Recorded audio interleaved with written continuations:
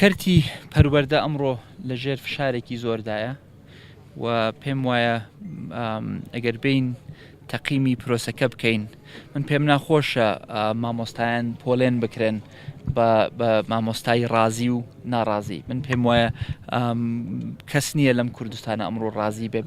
بەم دۆخە لە گەورەترین بەرپرسی حکومی و حزبیەوە تاکو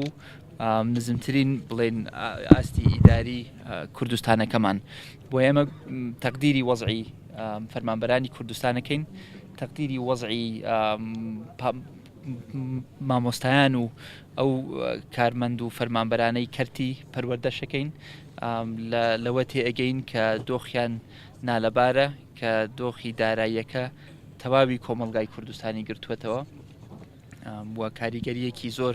سربیشی هەبووە لەسەر چەند چین و توێژێک ئەمەمان لە بەرچاوە. بۆی ئەمە لە حکوومەت بەردەوامین لە هەوڵەکانمان بۆ باشترکردنی دۆخی ئابووری کوردستان بەعام و بۆ باشترکردنی دۆخی مامۆستایان بەگشتی. ئێمە کە لە چەند ڕۆژێکێ و ماوەیەکی زۆری شەهر لە گفتوگۆین لەگەڵ هەواڵان و هاوڕێیان لە کەرتی پەروەردەیە و هەوڵیشمانداوە بە بڕیارەکانمان بڕێک لەو ئازارەی کە هەیەە لە ڕووی مادیەوە بۆیان چارەسەر بکەین و ئێمە ئەزانین ئەو بڕیارانەی کە داومانە و کە ئەیدەین ڕەنگ بێ نەتوانێ تەواوی معاناتیان پڕکاتەوە، بەڵام ئێمە لە هەمان کاتیشتا لەوە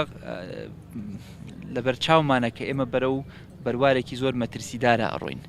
کە بەپێی پێوەری عالەمی و بەپێی سیاسەتی وەزارەتی پەروەردە و تەقیمی پسپۆڕەکانی وەزارەتی پەروەردە کە ئەگەر ئێمە نەتوانین لە ماوەیەکی زۆر نزیکە دەوام بکەینەوە، دەوامی قوتابخانەکان بکەینەوە،